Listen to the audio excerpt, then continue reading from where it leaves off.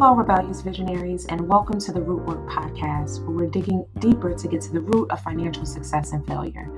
You're about to listen to conversations between two real sisters who are still growing and sharing their journey with you. Join us as we normalize difficult conversations around money and discover how we can use the power of talking about it to grow from and support each other so we can have the confidence to choose the life we envision.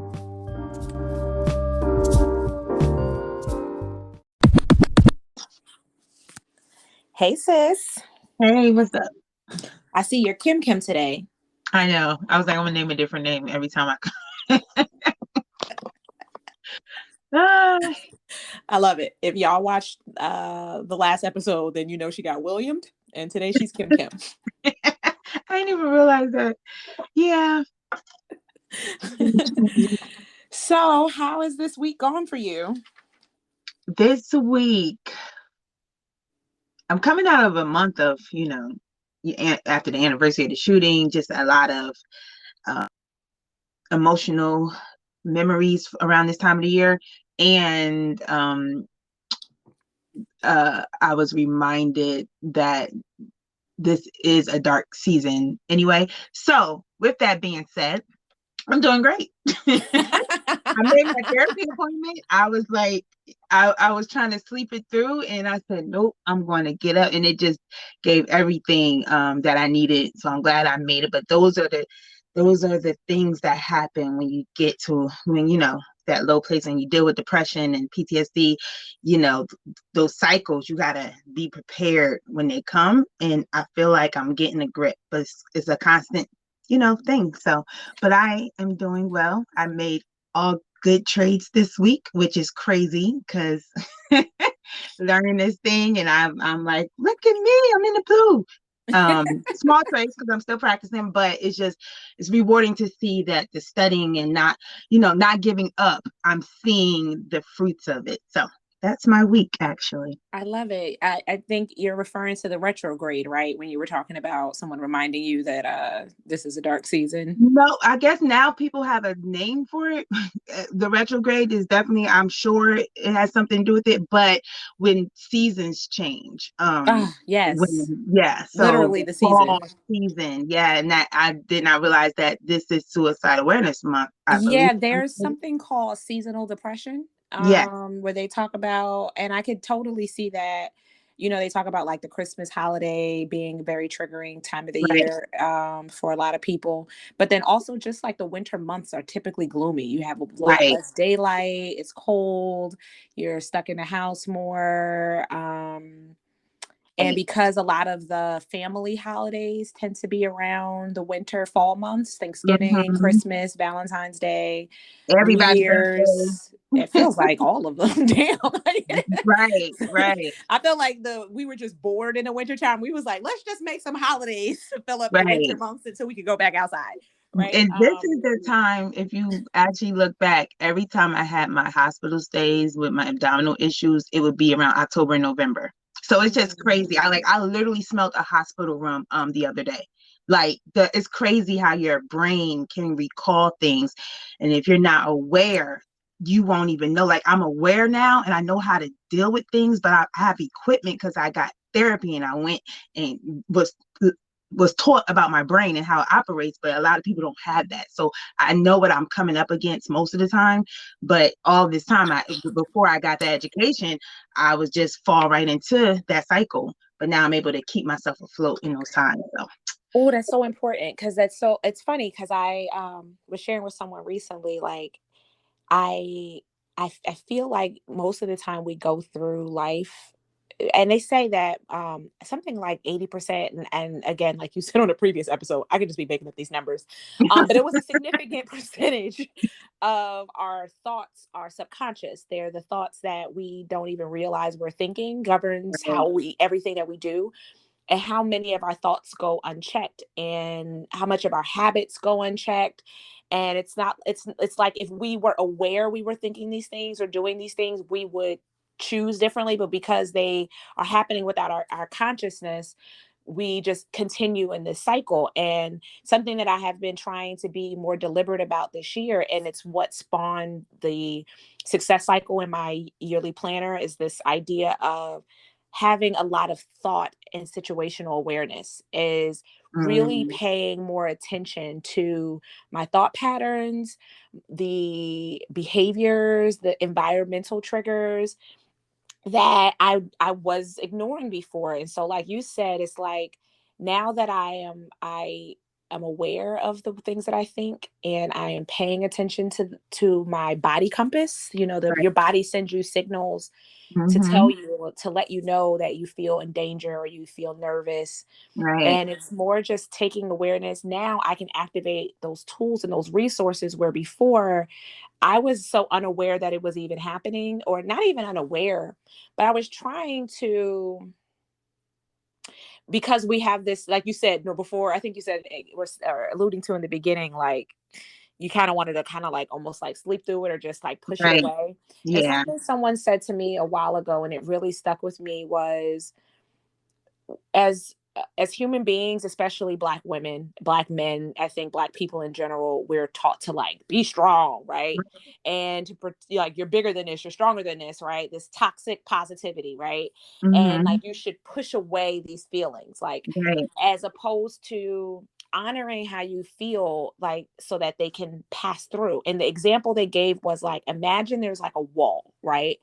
And when you are rejecting your feelings, when you're saying, I'm not sad, I'm not grieved, I'm not hurt, I'm not angry, the feeling is Mm-hmm. still there. And it's like continuing to bump up against that wall because you keep rejecting it.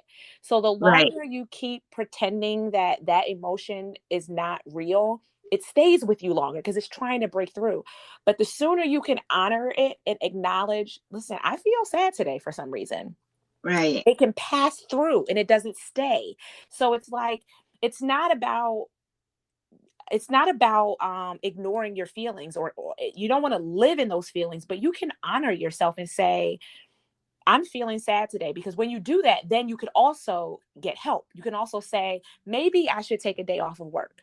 Maybe I should tell a friend how I'm feeling. Right. Maybe I should call a financial coach. Maybe I should call my therapist. Maybe I should change what I'm eating. To acknowledge that you're a human being having a human experience is Right. empowering and not a sign of weakness, but a sign of wisdom. And in the past, what I did, and I'm sure you did, is we just pretend like, nope, I'm not sad. My feelings not hurt. My Mm-hmm. feelings not hurt. I'm not mad. I'm not mad. I'm not mad. And what's Continue to work through crazy, it. And then you building resentment. And right? then you're building ulcers. And you're That's building. the point I was just about to say. So what's crazy is that, and maybe this is a lot for African Americans, I'm not sure, but I wasn't connecting my physical ailments to that. So when they would say, well, those issues normally can come when you're stressing, and I'm like, but my body kept reacting to things I was never taught to process.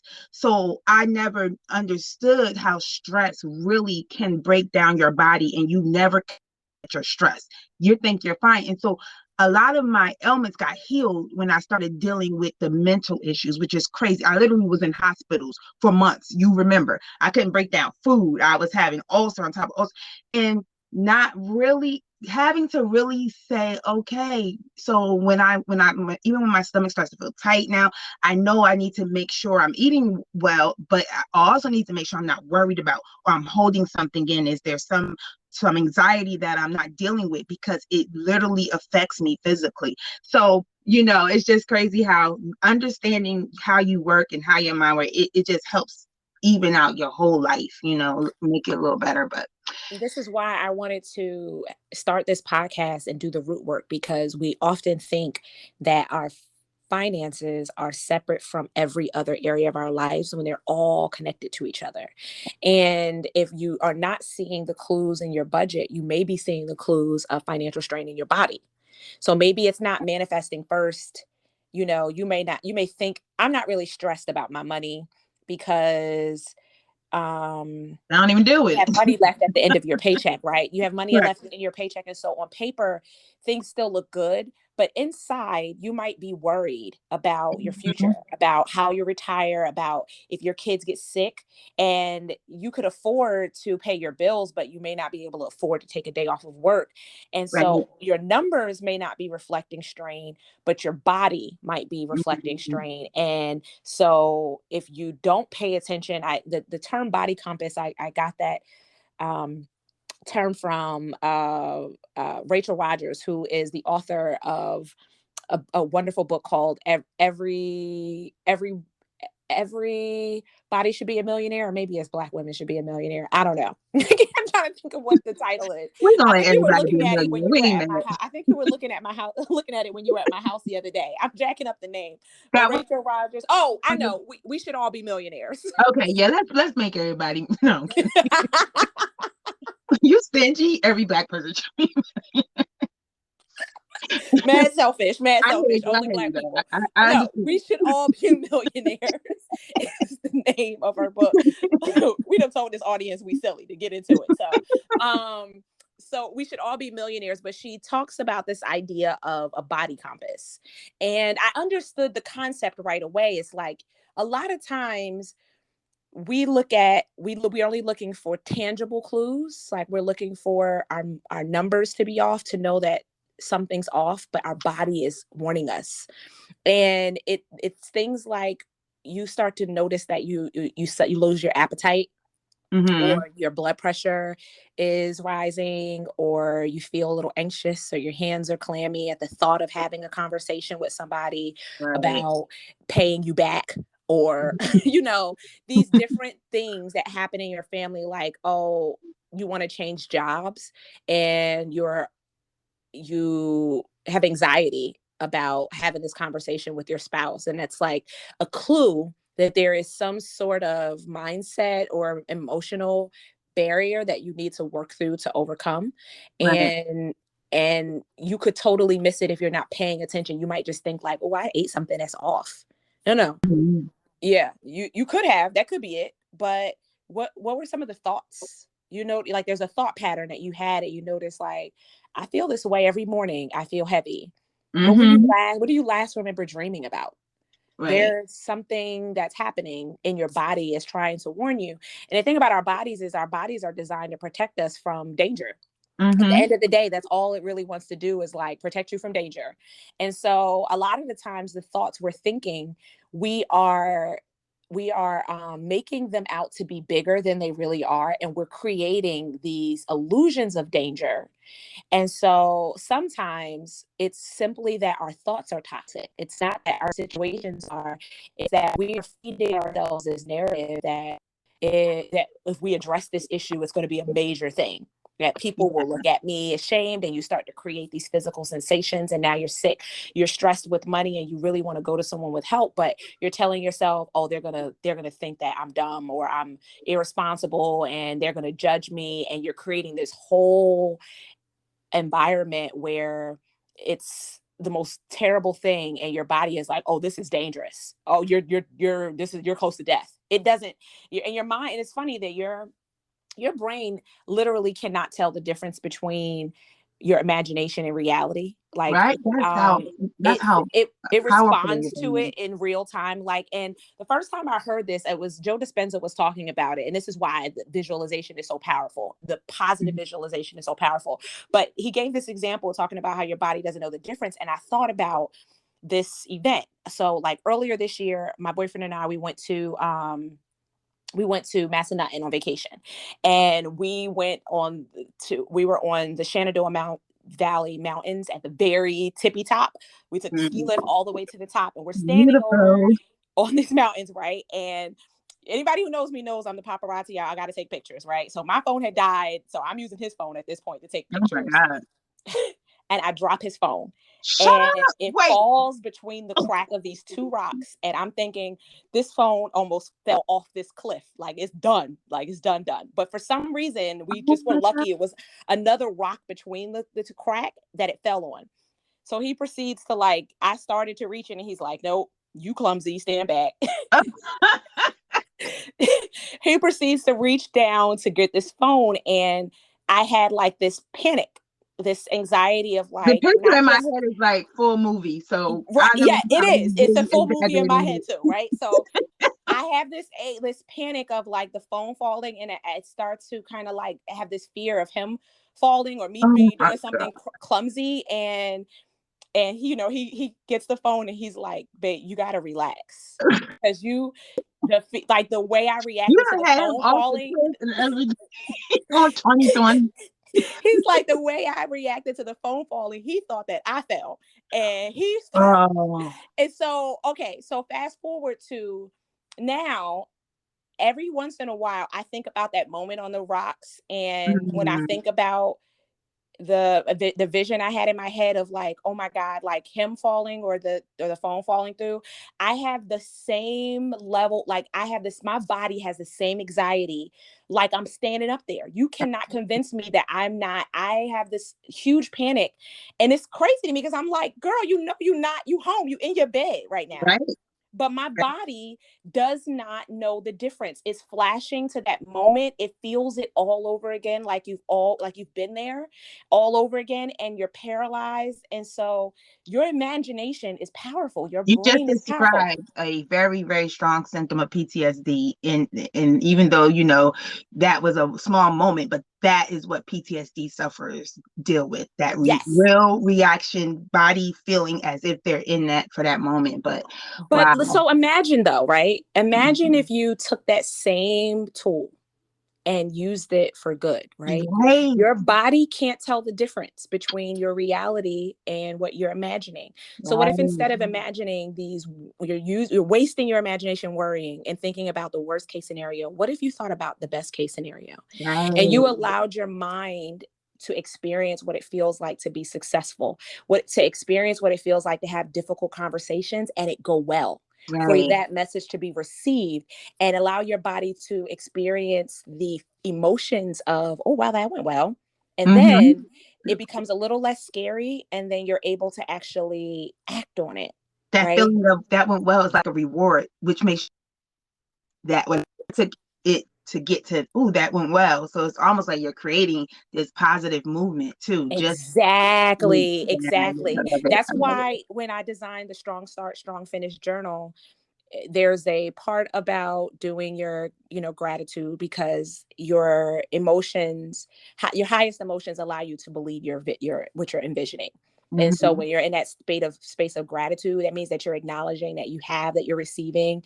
It allows you to be able to take in those thoughts, and then setting those intentions. But at the top of that, part of it is like envisioning success, is Right, being intentional about closing your eyes and thinking about, what are the things I need to accomplish today, and how can I imagine myself being successful to avoid these stressors, the cycle that I normally go through, where when I'm triggered by the event, like you said, the naval yard shooting, that is very triggering for you, mhm, that to take a moment and say, I want to imagine myself acknowledging how I feel and reaching out to the support systems I need. And I want to imagine those support systems helping me through this, and that I feel really good after having made those calls. And so now I'm no longer triggered. And now I can do the stuff I really need to do to be in the best place, instead of being paralyzed. So now I can get on and I can actually learn the trading, and I can make good trades because my head is clear and I'm not thinking about the shooting, and it's not stunting my learning, where I'm in this, investment class, and now I can't even receive the information because in the right, back of my head I'm replaying that traumatic event. right. Or You know what just I mean? moving forward. I think my biggest thing was moving forward in anything, because at any moment it could like not even matter. And just like breaking those is has been very rewarding. So yeah, just kind of using my mind to turn it, make it good. Like whatever happened, you create it to be good for you. Like the power of your mind and your thoughts, and just the ability we have to truly create something out of whatever is in our hand is amazing once we realize, what it is that's in our hand. So anyway, that's kind of about my post I made today actually before this. So this is how organic our conversations are. Cause I was just talking about the ability to create and how much we are like the creator because he imagined us to be like him, a creator, and how that's when he sees us creating is what he imagined. So imagine when you imagine what you're trying to create, you look back and like it's really what you imagine. And Mhm. we always think imagination is so far off. No, that's your first level, your thoughts, that's the ground of creation. So I'm in awe because he's truly making something out of nothing right now.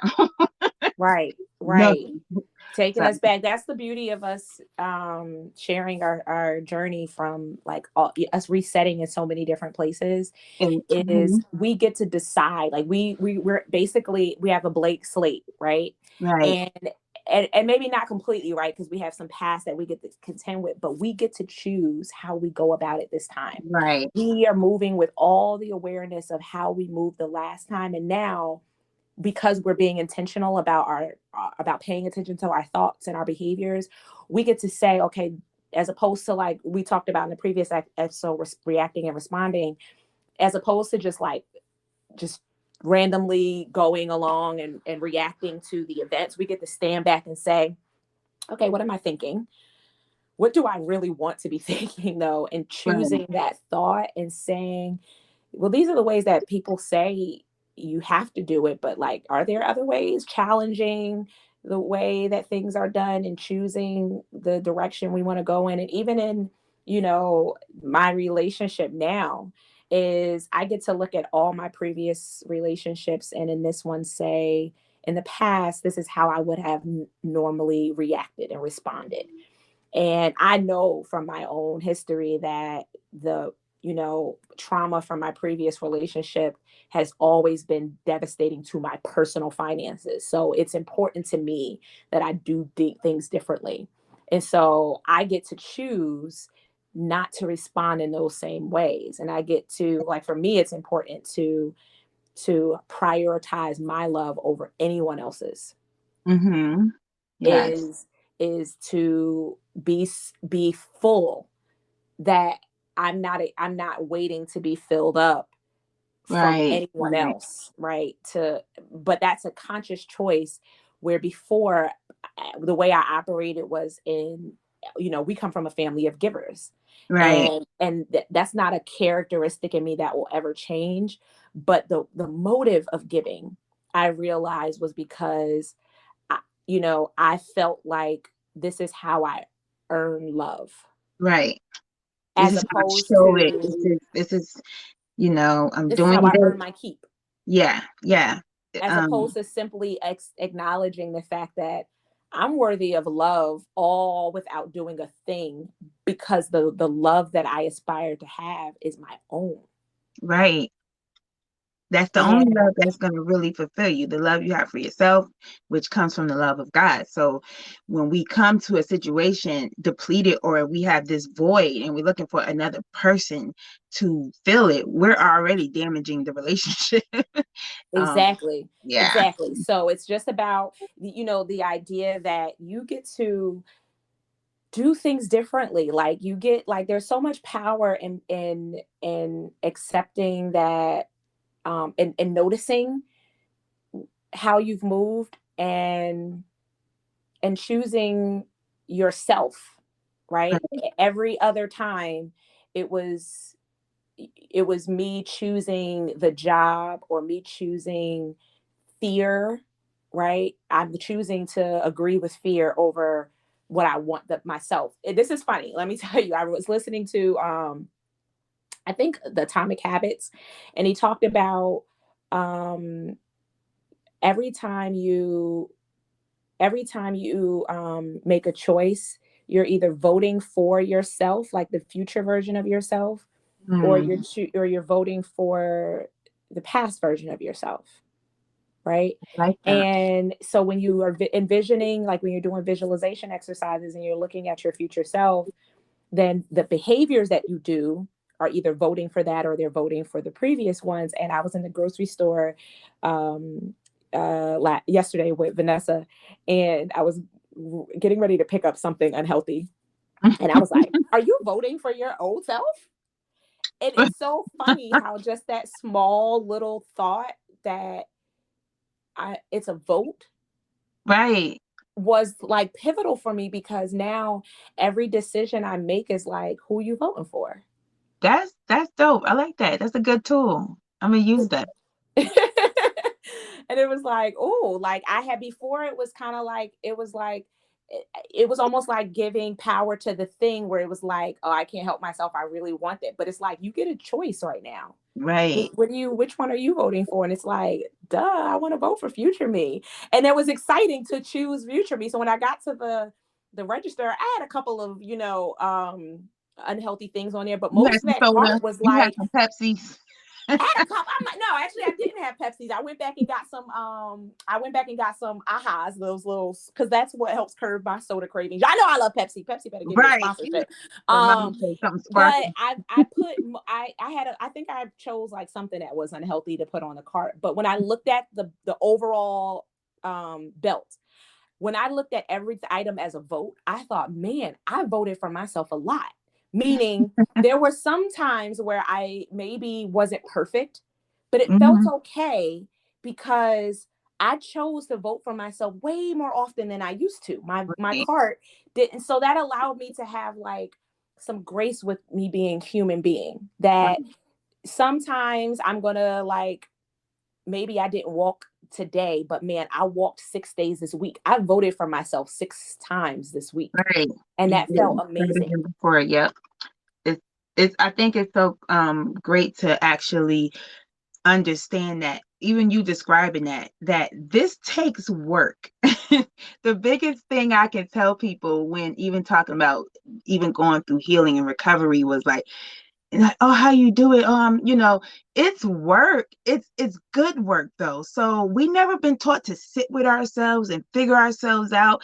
We weren't taught how to think, and all the things I learned when I was going through, mental health healing, I was taught how to literally process the one machine I use the most, my body, my mind.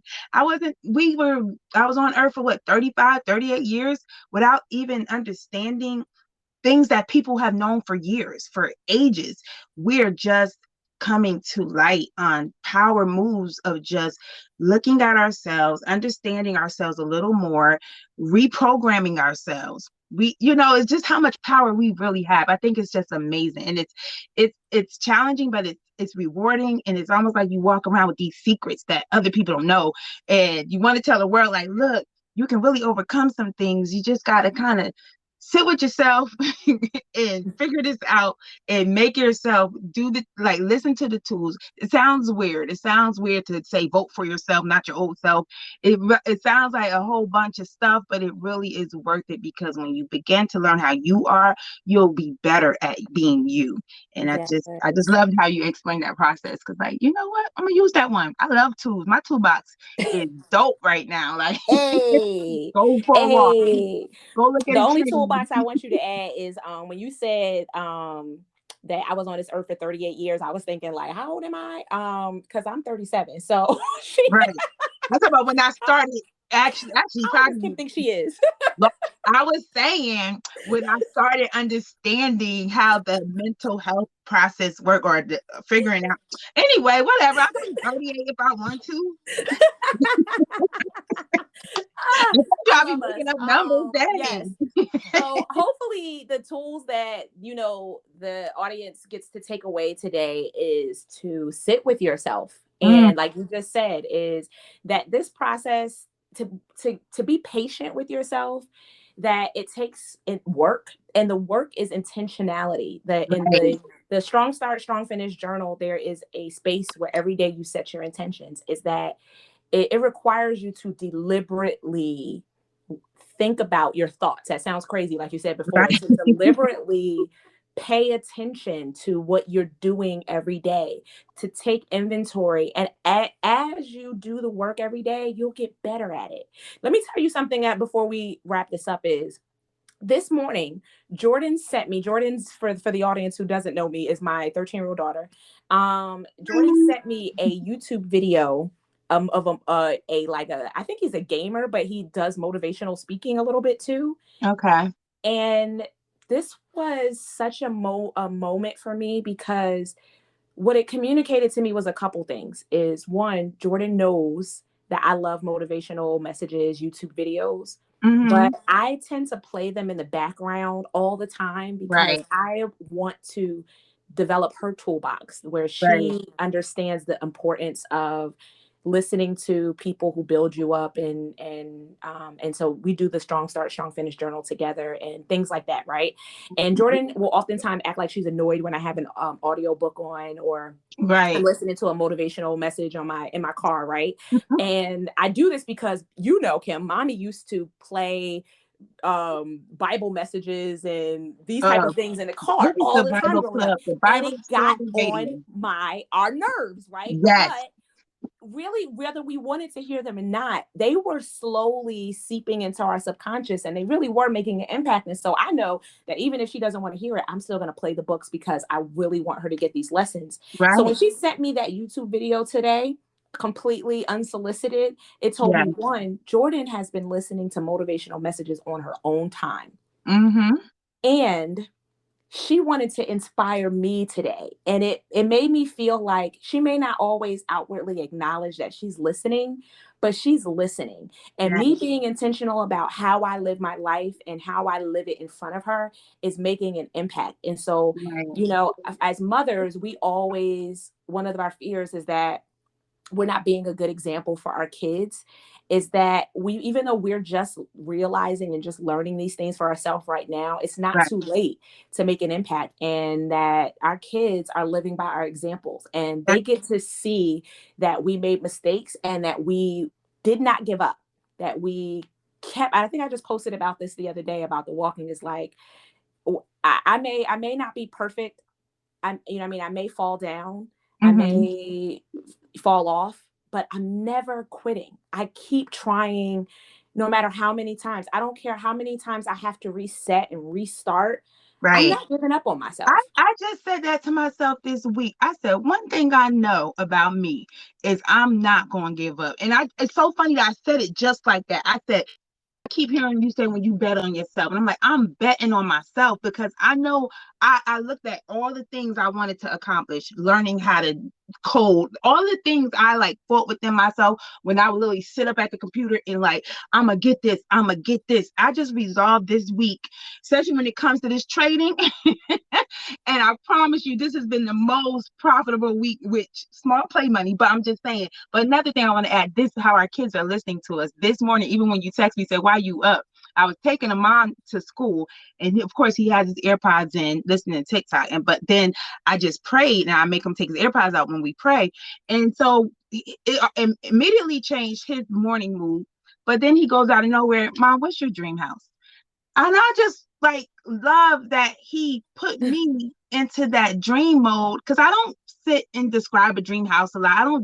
I do have my vision board, but I'm glad that he said that to me so I can get motivated that yes, I do have a dream home and I do have dream vehicles that I want to have. And it's just like I love that he uplifted me with just pulling out because I do that to them. So what y'all want to do when y'all grow? I don't care about your job. What do you want to be? Who are you?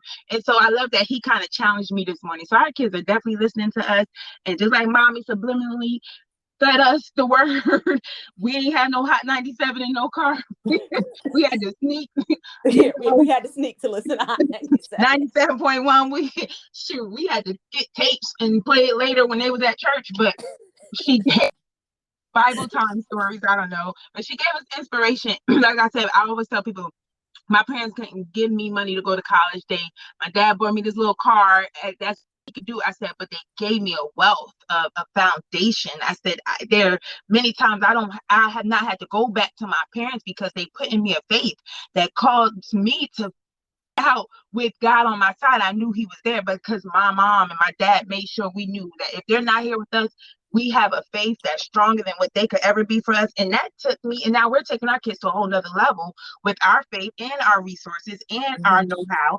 So it's just that we're Right, because already walking in a generational our blessing. parents taught us to activate faith, but they're the part that we, and not because they didn't want to, but because they didn't know, is how to think, how to use our mind. Right. And this is the next level of tools that we're giving to our kids, is how to activate faith. Like, faith without works is dead. Right. And it's Right. like, how to, you like that we didn't realize that we were co-creators, that the part Right. that we got is we knew that God can create and we could depend on God to do for us. But God, the part that we didn't know is that God gave us the power. Right. He He's already created, done I think there's an everything. Right. example TD Jakes gave, and he uses all the time, and he talks about how God never created furniture. He never Right. built a single house. He gave us trees, Right. and he gave us the resources, and he gave us our brain, because he wanted us to have the freedom to use the tools. He gave us everything we needed to create everything we want for ourselves, but we have to activate what he gave us, which is our minds. Right. And we have to be intentional about the thoughts and not limiting us. That we could have been limited and been like, oh, all we have is trees, and decided that the only thing we could use them for is to build a boat. But we could have Right. also built a house, and we could have also built furniture. We could choose to decide and not limit ourselves to what something can be used for, including what you can be used for. And as soon as we break through that barrier, we're able to unlock unlimited wealth potential. So, Right. as we wrap up the show for today, um, I want to encourage our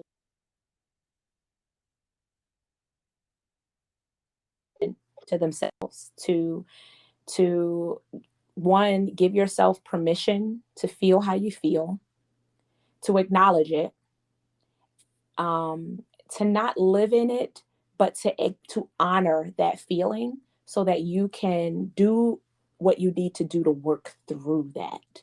To be intentional about saying, if I feel nervous, if I feel fear, if I feel anxious, to say, man, this is how I'm feeling. And then add an and to that, add what you can do to shift. I feel Yes. anxious and I can tap into my resources. I feel anxious and I also feel excited about the potential of what's coming for me. I feel sad, and I also realize that I've survived everything I ever went through. And so I'm probably going to survive this too. Like, you Right. can add, you don't have to only acknowledge the negative thing, but you should also honor it so that you can push through that and you can get to that next level. And when you do that, you free up your ability to create and build more wealth for yourself. And at a minimum, not limit wealth for yourself because you're stuck in a negative thought pattern because you won't allow it to pass through. Right. So, Kim, thank you Yes. again for joining me in this conversation today. Thank you for having me. And audience, thank you guys for listening. If this was valuable, if you took a nugget away, please do us a favor and tell us in the comments, rate us, share this podcast with other people. If it's making an impact for you, we really appreciate it. If you have not already joined our community, the YIR Financial Visionary Lounge on Facebook, please find us there.